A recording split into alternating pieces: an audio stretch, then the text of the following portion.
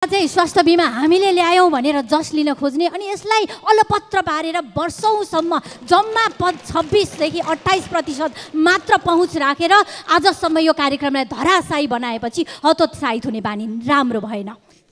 हिजो धादिङ गजुरी गाउँपालिका वडा नम्बर 6 आदमघाटमा विद्युत प्रसारण लाइनको तार लत्रिएर करेन्ट लाग्दा 4वटा बाख्रा मरे भने 1 जना स्थानीय घाइते हुनुभयो।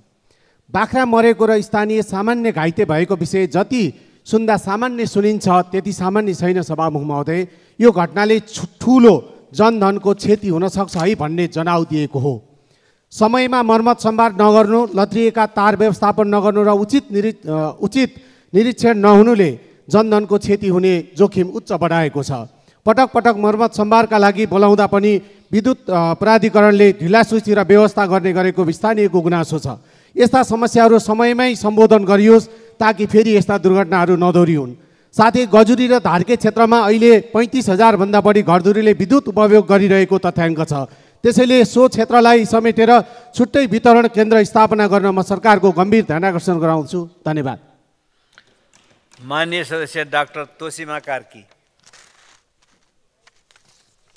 माननीय सभामुख महोदय, स्वास्थ्य बिमाको सीमालाई 5 लाख पुर्याउँछु भन्ने महत्त्वाकांक्षी सपना बाँड्नुहुने स्वास्थ्य मन्त्रीज्यूबाट नै अब यो भुक्तानी गर्न सकिएन, बजेट पुगेन, स्वास्थ्य बिमा बन्द हुन लाग्यो भन्ने लाचार भएर दिनुभएको अभिव्यक्ति सुन्दा दुःख लागेको छ।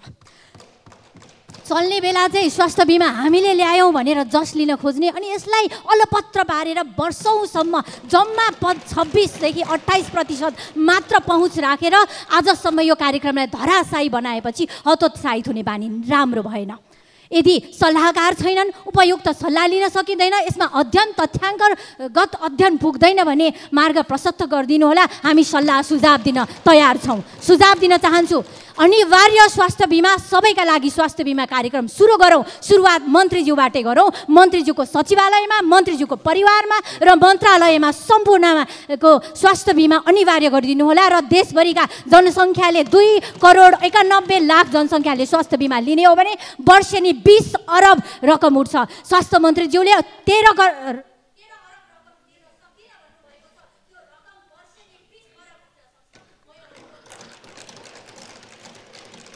माननीय सदस्य दामोदर पौडेल बैरागी।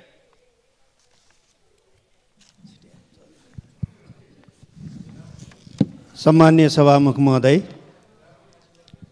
मेरो निर्वाचन क्षेत्रमा भौतिक पूर्वाधार मन्त्रालयमा पेश गरिएका सडकहरूमध्ये एउटा पनि सडक परेको रहन्छ। म ध्यान आकर्षण गराउन चाहन्छु। त्यसैगरी पोखरा महानगरपालिका र माछापुछ्रे गाउँपालिका जोड्ने सेतीमर्दी दोभानमा जलकेनीमा पक्की पुलको आवश्यकता देखिएको छ। त्यतातर्फ म ध्यान आकर्षण गराउन चाहन्छु। त्यसैगरी पोखरा महानगरपालिका 25 र 19 जोड्ने पुल भत्केको धेरै समय भयो। त्यसको बारेमा मैले धेरै पटक बोलिसकेँ, अहिले अन्तिम पटक बोल्दैछु। त्यसैगरी अन्नपूर्ण गाउँपालिका वडा नम्बर 3 अँधेरी खोलाको पक्की पुलको पनि अहिलेसम्म चाहिँ बजेट छुट्टिएको छैन। यस वर्ष बजेट छुट्टियोस्, म त्यहाँ ध्यान आकर्षण गराउन चाहन्छु। त्यसैगरी 70 सालदेखि सुरु भएको कृषि सडकको अन्नपूर्ण खण्ड जो पर्वत जोडिने सडक खण्ड पनि हो, त्यसमा चाहिँ बजेट अभावले अहिले पनि काम सुरु भएको छैन। त्यसको म ध्यान आकर्षण गराउन चाहन्छु। त्यसैगरी निर्वाचन क्षेत्र रणनीतिक सडक मेलबोर्डदेखि फेरि त्यही मेलबोर्डमा आएर जोडिने जुन सडक छ त्यो सडक खण्ड। माननीय सदस्य दीपक बहादुर सिंह। सभामुखज्यू, अस्ति भर्खर पोखरामा दीक्षान्त समारोह कार्यक्रममा एउटा मिठो शब्द प्रधानमन्त्रीज्यूले प्रयोग गर्नुभयो। तपाईहरू नेपालमा नै बसेर प्राप्त ज्ञानको देशमा सेवा गर्नुहोस् भन्नुभयो। तर हालै नेपालको सबैभन्दा उत्कृष्ट टिचिङ अस्पतालमा 43 जनाले MBBS पास गरेको मध्ये 41 जना विदेश जानको लागि नेपालमा आफ्नो भविष्य नदेखेपछि विदेशमा नै प्र्याक्टिस गरेर र बाँकी अध्ययन गर्न सम्बन्धित निकायमा आवेदन दिइसकेको छ। यस्तो विषयमा सम्बन्धित मन्त्रालयको ध्यान जाओस् भन्ने अनुरोध गर्दछु। यो हालको व्यवस्थाको लथालिङ्ग अवस्था हो। त्यसकारण यो देशमा नेता, कार्यकर्ता, कर्मचारी, तस्कर, भ्रष्टाचार र वृद्ध अभिभावक र साना बच्चाहरू मात्र नेपालमा बाँकी हुने भयो। यही हो गणतन्त्रको उपलब्धि। माननीय सदस्य दीपा शर्मा। सम्माननीय सभामुखज्यू, म चाहिँ बाँकेको नेपालगञ्ज, जो चाहिँ हामी सबै पश्चिमतिर जाँदा नेपालगञ्ज एयरपोर्ट झर्छौँ, त्यहाँदेखि जाँदाखेरि हामीले चाहिँ राजा एयरपोर्टदेखि कोलपुरसम्मको मूल सडक जो 11 किलोमिटर चाहिँ अलफास्ट गर्न जरुरी देखिएको छ, त्यसको चाहिँ ध्यान आकर्षण गराउन चाहन्छु सरकारसँग। यसको बजेटको व्यवस्था गर्नका लागि अनुरोध गर्छु। त्यसै गरी राजाको पूर्वपट्टि डुडुवा पुल जीर्ण अवस्थामा छ, यसको लागि पनि पक्की पुल निर्माण गर्नका लागि बजेटको व्यवस्था गर्न त्यत्तिकै जरुरी छ। निर्वाचन क्षेत्र रणनीतिक सडक जो डुडुवा गाउँपालिकाको मिलनचोकदेखि राजा एयरपोर्टसम्म जोड्ने 15 किलोमिटरमा 7 किलोमिटर कालोपत्रे भइसकेको छ, बाँकी 8 किलोमिटर बाँकी छ। यो रणनीतिक सडकलाई चाहिँ छिटो बजेटको प्रबन्ध गरेर यसलाई सम्पन्न गर्नका लागि सम्बन्धित सरकारको मन्त्रालयको ध्यान आकर्षण गराउँछु। धन्यवाद। माननीय सदस्य देवेन्द्र पौडेल। सम्माननीय सभामुख महोदय, काहीँ नभएको जात्रा हाँडी गाउँमा भन्ने नेपाली उखान जस्तै ऊर्जा मन्त्रालयमा के भइरहेको छ सम्माननीय सभामुखज्यू? दुधकोशी जलविद्युतको सिइओ विमल गुरुङलाई कारबाही अथवा निष्कासन हो कि के हो, पत्र सार्वजनिक भएको छ। मन्त्रीको आलोचना गरेको कारणले सम्माननीय सभामुख महोदय, विद्युत नियमन आयोगले महसुल नतिर्नेहरूको लाइन काट्ने हो कि तिर्नेहरूको लाइन काट्ने हो? मैले पत्रिकामा पढे अनुसार जसले लाइन विद्युतको महसुल तिर्दैन उसैको लाइन नकाट्न भनेर यस्तो प्रकारको निर्देशन किन गरिएको होला सम्माननीय सभामुख महोदय? कुलमान घिसिङलाई बिहान हटाइन्छ, बेलुका हटाइन्छ, भोलि हटाइन्छ, पर्सि हटाइन्छ भनेर हल्ला गरेको हामी सुनिएको छ। उज्यालो नेपाल बनाएर के गल्ती गरे कुलमानले? घाटामा गएको विद्युत प्राधिकरणलाई नाफा गराएर के गल्ती गरे कुलमानले? मुलुकलाई लोड सेडिङ मुक्त गराएर के गल्ती गरे कुलमानले? भारत र बङ्गलादेशमा बिजुली बेच्ने निर्णय गराएर के गल्ती गरे कुलमानले? सम्माननीय सभामुख महोदय, बरु सम्मान गरेर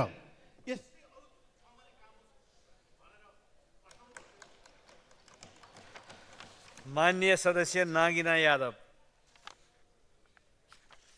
सम्माननीय सभामुख महोदय, अब हावाहुरीको समय आउँदैछ। चैत वैशाखमा प्राय जस्तो बढी नै हावाहुरी आउने र जसले गर्दा तराईका घना बस्तीहरूमा चाहिँ आगलागी हुँदाखेरि गाउँका गाउँ सखाप हुँदै आएको छ सभामुख महोदय।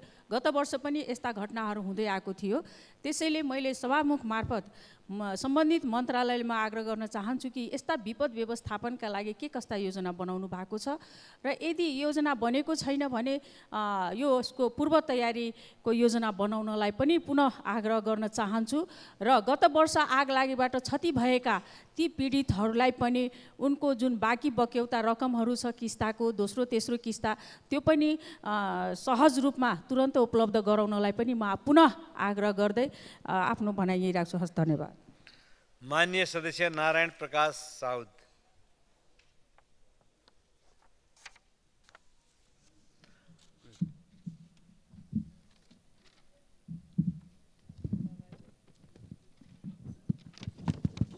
सभामुख महोदय, कञ्चनपुरको महाकाली सिँचाइ तेस्रो परियोजना विस्तारका क्रममा केही किसानको जग्गा अधिग्रहणमा परेको छ। अधिग्रहणमा परेको जग्गामध्ये शुक्लाफाटा नगरपालिका 8 र 9 का मुक्त कमैयालाई उपलब्ध गराइएको जमिन पनि परेको छ। जमिन अधिग्रहणमा परेका केहीले मुआवजा पाइरहेको पनि भूमि सुधार मन्त्रालयले सिँचाइ मन्त्रालयलाई पत्र नदिएका कारण मुआवजा रोकिँदा मुक्त कमैयाहरू फेरि बेघर भएका छन्।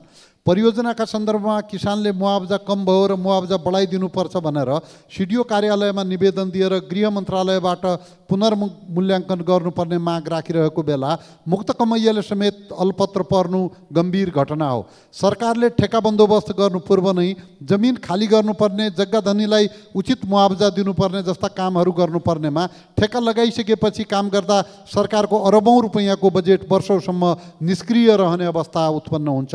महाकाली सिँचाइ तेस्रो परियोजनाबाट कृष्णपुर नगरपालिका 1 र 4 का किसानहरू पनि मर्कामा परेका छन्। त्यहाँका किसानलाई दिइने मुआवजाको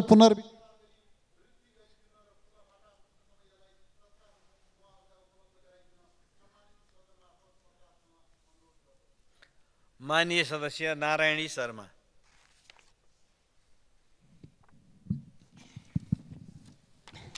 सम्माननीय सभामुखज्यू, देश सङ्कटमा परेको बखत जिम्मेवार नेतृत्व जनतामा जान्छ र जनताको सल्लाह सुझाव लिने गर्छ, शासकीय खराबीको खबरदारी गर्छ। अहिले देश कुशासनको दलदलमा फसेको छ, जो कुरा दात्री निकायले समेत किटानीका साथ भ्रष्ट बनिरहेका छन्। अहिलेको अघिल्लो सरकारले सुरु गरेका सुशासनको अभियान पनि अहिलेको सरकारले बन्द गरे जस्तै छ। यो अभियानमा प्रमुख प्रतिपक्षी दल चुप लागेर बस्न सक्दैन र बस्न हुँदैन। त्यसैको लागि हाम्रो श्रद्धेय अध्यक्ष कमरेड प्रचण्डको नेतृत्वमा हाम्रा पार्टीका लिडरहरू झापाको कचनावटबाट हुलाक मार्ग केन्द्रित जनतासँग माओवादी तराई मधेस जागरण अभियान आज उद्घाटन भएको छ। नेकपा माओवादी केन्द्रले सुरु गरेको यो हुलाकी मार्गको अभियानको सफलताको शुभकामना। जनताले थाहा पाउनुपर्छ, जनतालाई गुमराहमा राख्न हुँदैन र पाइँदैन। त्यसकारण यो अभियान सफल होस् र सुशासनको मुद्दा राष्ट्रिय मुद्दा बन्न सकोस्। धन्यवाद। लाल सलाम। माननीय सदस्य निर्मला कोइराला।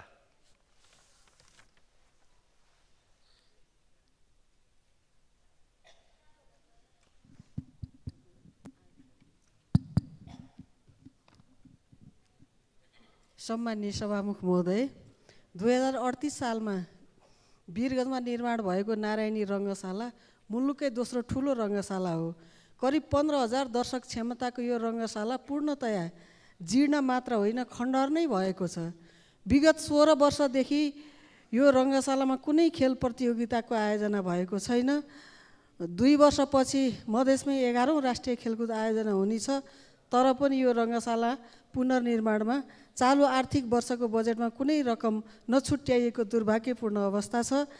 विदेशी दात्री निकायले रङ्गशाला पुनर्निर्माणमा चासो देखाएको जानकारी प्राप्त भएकोले तत्काल गर्न सक्ने कार्य सरकारले गर्न सुरु गर्ने र दात्री निकायसित पनि छलफल गरी गर्न सरकारले कदम चालोस्। म सम्माननीय सभामुख मार्फत सरकारको ध्यान आकर्षण गराउन चाहन्छु। धन्यवाद।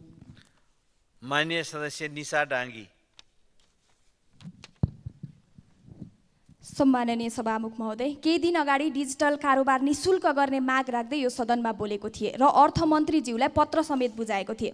सम्माननीय प्रधानमन्त्रीज्यूले पनि 6 महिना अगाडि सामाजिक सञ्जालमा डिजिटल कारोबारमा लाग्ने शुल्क हटाउने र यसलाई निशुल्क बनाउने योजना अगाडि बढाइएको छ भन्नुभएको थियो। तर हालसम्म कुनै पनि काम अगाडि बढाइएको छैन। सभामुख महोदय, सरकारले यसरी बारम्बार वचन मात्र दिने, काम नगर्ने हो भने त्यसले केवल जनताको विश्वास तोड्ने काम मात्रै गर्छ। त्यसैले म सभामुख मार्फत सरकारलाई छिटोभन्दा छिटो डिजिटल कारोबारलाई निशुल्क बनाउन आवश्यक कदम चाल्न अनुरोध गर्न चाहन्छु। र सभामुख महोदय, केही दिन अगाडि नेपाल चीन मैत्रीपूर्ण खेलमा राष्ट्रिय खेलाडी आशिष राई गम्भीर घाइते भएका थिए। तर सरकारले आज दिनसम्म पनि उनीमाथि कुनै चासो देखाएको छैन। खेलाडीले देशलाई विश्व सामु चिनाउँछन्, राष्ट्रिय झण्डा बोकेर मैदानमा लड्छन्। तर जब उनीहरू घाइते सरकार मूक दर्शक भएर बस्ने गरेको छ। राष्ट्रिय खेलाडीलाई सरकार आफैले बेवास्ता गर्छ भने खेल क्षेत्रको भविष्य कता जान्छ। सभामुख महोदय, त्यसैले म खेलाडीलाई महत्त्वका साथ हेर्न र राज्यले आफ्नो जिम्मेवारी पूरा गर्न म सरकारको गम्भीर ध्यान आकर्षण गराउन चाहन्छु। धन्यवाद। माननीय सदस्य पुष्पबहादुर शाह।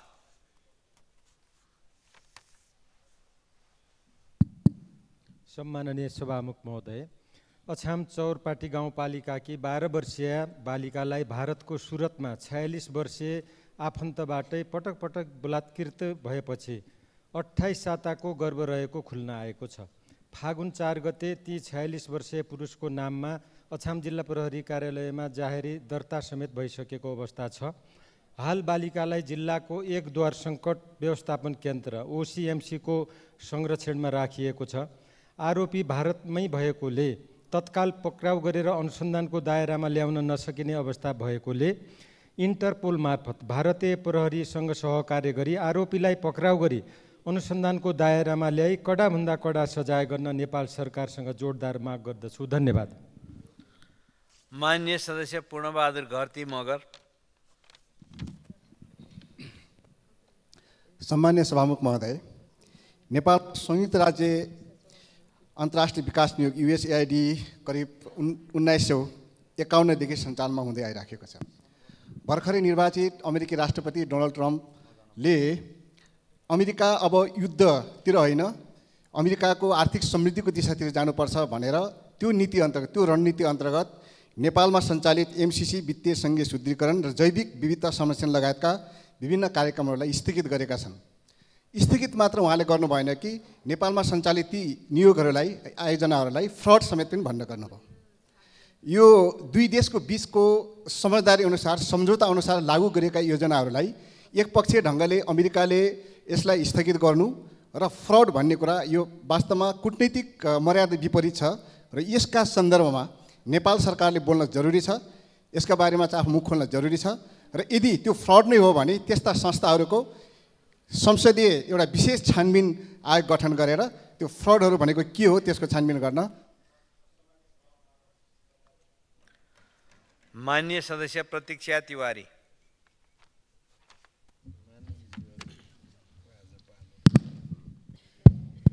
सम्माननीय सभामुख महोदय, देशको स्वास्थ्य र शिक्षा नीति राम्रो हुनु पर्यो, भएको व्यवस्था पनि पूर्ण रूपमा कार्यान्वयन हुनु पर्यो। नेपालको शिक्षा नीति प्रभावकारी नहुँदा संविधानको धारा 31 र धारा 51(ज)(1) को व्यवस्था पूर्ण रूपमा कार्यान्वयन नहुँदा +2 पास गरेर विद्यार्थीहरू विदेश अध्ययन गर्ने जाने क्रम दैनिक बढ्दो छ। विद्यार्थीसँगै देशको ठुलो धनराशि बाहिरिँदै गएको छ। विदेशमा हाम्रा विद्यार्थी भाइ बहिनीहरूको भविष्य सुनिश्चित र सुरक्षित हुन सकेको छैन। तसर्थ स्वदेशमा नै अध्ययन गर्ने वातावरण बनोस्। संविधानको धारा 31 धारा 51(ज)(1) को व्यवस्था अनुसार शिक्षालाई वैज्ञानिक, प्राविधिक, व्यावसायिक, सिपमूलक, रोजगारमूलक एवं जनमुखी बनाउँदै सक्षम, प्रतिस्पर्धी, नैतिक एवं राष्ट्रिय हितप्रति समर्पित जनशक्ति तयार गर्न नेपाल सरकार शिक्षा मन्त्रीज्यूलाई प्रभावकारी योजना ल्याउन गम्भीर ध्यानाकर्षण गराउन चाहन्छु। धन्यवाद। माननीय सदस्य प्रभु हजारा।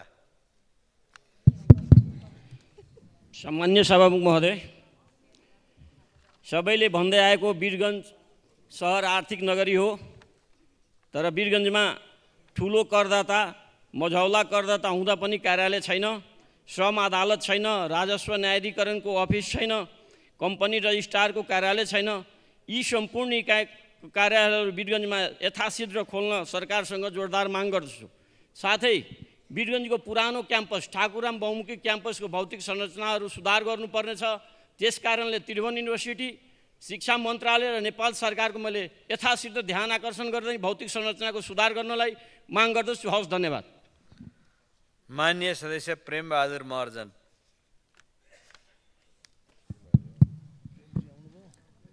सम्मान्य सभामुख महोदय, भारतको ओडिसा स्टेट KIIT विश्वविद्यालयमा बिटेक तेस्रो वर्षमा अध्ययनरत नेपाली विद्यार्थी प्रकृति लम्सालको मृत्यु दुःखद छ र उनको मृत्यु शङ्कास्पद रहेको भन्दै अनुसन्धानको माग राख्दै विश्वविद्यालय प्रशासनसँग अनुरोध आग्रह गरिरहँदा सुरक्षा गार्डहरू उल्टै सयौँ नेपाली विद्यार्थीहरूलाई होस्टेलबाट निकाली रेलवे स्टेसन पुर्याएको घटना झन् दुःखद छ। त्यस घटना सम्बन्धमा सम्माननीय प्रधानमन्त्री KP शर्मा ओली र नेपाल सरकारको सकारात्मक कूटनीतिक पहल अत्यन्त सराहनीय छ। आज सयौँ नेपाली विद्यार्थीहरूको उज्जवल भविष्यको निम्ति विश्वविद्यालयमा सुरक्षित वातावरणसहित अध्ययन गर्न नियमित तवरले सुचारू गर्न परराष्ट्र मन्त्रालयको पहलमा भारत स्थित नेपाली राजदूतावासको काउन्सिलर तर्फबाट खट्नुहुने सुरक्षा प्रमुखहरू, ओडिसा सरकार, विश्वविद्यालय प्रशासनसँग गरेको समन्वयकारी भूमिकाले नेपाली विद्यार्थीहरूको भविष्य सुनिश्चित बनाउन र अब आइन्दा यस्तो घटना हुन नदिन उक्त विश्वविद्यालयलाई सचेत गराउन समेत सम्माननीय सभामुखज्यूको मार्फत शिक्षा मन्त्रालयसँग माग गर्दछौँ। धन्यवाद। माननीय सदस्य प्रेम सुवाल।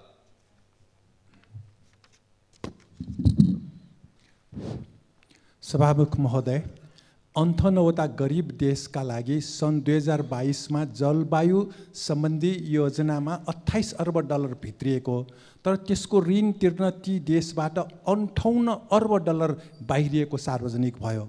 विश्वको 1% सङ्ख्यामा रहेको धनाढ्यहरूले 10 दिनमा फालेको कार्बन विश्वका आधा विपन्न जनसङ्ख्याले फाल्ने कार्बन बराबर भएको सार्वजनिक भयो। प्रधानमन्त्रीहरूले देशको सन्तुलित विकास नगर्दा बढ्दो प्रदूषणका कारण काठमाडौँका कतिपय मान्छे विदेश गए, यहाँ भएका बासिन्दाको एकचिहान हुने खतरा बढ्दो छ। संसारभरि प्रदूषण फाल्ने धनाढ्यहरूलाई यसको मूल्य तिराउनु पर्ने र राजनीति र अर्थतन्त्रलाई ती धनाढ्यको चङ्गुलबाट बाहिर निकाल्नुपर्ने आवाज उठिरहेको तर्फ सभामुख मार्फत नेपाल सरकारको ध्यान आकर्षण गराउन चाहन्छु। धन्यवाद। माननीय सदस्य बिन्दवासिनी काङसाकार। सम्माननीय सभामुख महोदय, वर्ष 2080-81 को तथ्याङ्क हेर्ने हो भने पहिलो महिनामै 2100 भन्दा बढी साइबर अपराधका घटनाहरू दर्ता भएका छन्। नेपालमा साइबर अपराधको अवस्था चिन्ताजनक बनेको छ। जिल्ला प्रहरी कार्यालयहरूमा प्रविधि विशेषज्ञता र तालिम प्राप्त जनशक्तिको अभावले गर्दा अधिकांश घटनाहरू भोटाइटे स्टेट साइबर ब्युरोमा सारिन्छ, जहाँ 106 जना मध्ये मात्र 28 जना आइटी विभागमा कार्यरत छन्। यस्तो अवस्थामा नेपालभर साइबर अपराध नियन्त्रण सम्भव छ त? फेक आइडीको प्रयोग बढ्दो छ, जसले सर्वसाधारणलाई ठगी र धोकाधडीमा फसाउने समस्या निम्त्याएको छ।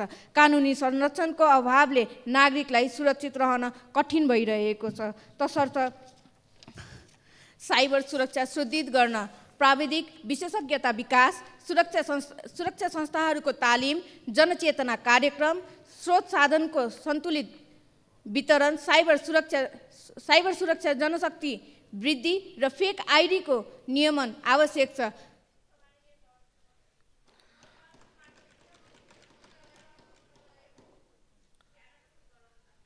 माननीय सदस्य वासुदेव घिमिरे।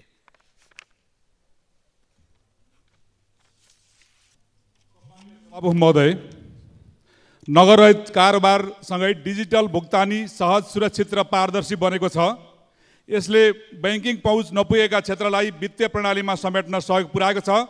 तर हाल क्युआर कोडबाट गरिने प्रत्येक कारोबारमा लाग्ने रु 11 रुपियाँ 30 पैसा सेवा शुल्क साना साना कारोबारका लागि महँगो साबित भएको छ। सभामुख महोदय, उदाहरणस्वरूप रु 10 को सामान खरिद गरी क्युआर कोडबाट भुक्तानी गर्दा थप 11 रुपियाँ 30 पैसा सेवा शुल्क लाग्ने भयो। तसर्थ रु 1000 सम्मको कारोबारमा रु 1 मात्र शुल्क कायम गर्दै साना व्यापारी तथा उपभोक्ताहरूलाई सहज बनाउन सभाको मार्फत सरकारको ध्यान गराउन चाहन्छु। यसले डिजिटल भुक्तानीलाई प्रोत्साहन गरी व्यापारलाई सरल बनाउने र अर्थतन्त्रलाई थप बलियो बनाउन मद्दत गर्नेछ। धन्यवाद। माननीय सदस्य विनिता कठायत। सम्माननीय सभामुख महोदय, नेपाललाई हालै फाइनान्सियल एक्सन टास्क फोर्सले ग्रे लिस्टमा राखेको छ। यसले हाम्रो अन्तर्राष्ट्रिय समुदायमा छवि नराम्रो त भएको छ नै, साथै हालको अवस्था 2 वर्षमा सुधार नभएमा हामीले अनेक चुनौतीको सामना गर्नुपर्नेछ। यो हाम्रो सम्माननीय प्रधानमन्त्रीज्यूलाई थाहा छ कि छैन? आफ्नो महात्मा आफै गाएर थाक्नुभयो भने म उहाँलाई आग्रह गर्न चाहन्छु, चस्मा उतारेर हेर्नुहोस्। उहाँले भनेको जस्तो नेपाल समृद्ध भएको छैन। कर्णालीको बाटोहरू हेर्नुहोस्, शिक्षाको अवस्था हेर्नुहोस्, दार्चुलाको हेर्नुहोस्। त्यहाँका मान्छे आफ्नै गाउँ पुग्न भारतको बाटो भएर जानुपर्ने अवस्था छ। नेपाली हुँ भनेर गर्व गर्ने अवस्था नै छैन। त्यहाँ खाडी मुलुकमा गएका युवा युवतीहरूलाई हेर्नुहोस्। सम्माननीय सभामुख महोदय, नेपालीहरू महान छन्, स्वीकार्नुहोस्। नेपालीले सोचेको जस्तो नेपाल बनाउन सकेको छैनौँ भनेर सहयोग माग्नुहोस्, सहयोग दिन पनि तयार छौँ। तर यो झुटको खेती नगर्नुहोस् सम्माननीय प्रधानमन्त्रीज्यू। धन्यवाद। माननीय सदस्यहरू, शून्य समयमा माननीय सदस्यहरूले बोल्ने क्रम यही समाप्त हुन्छ।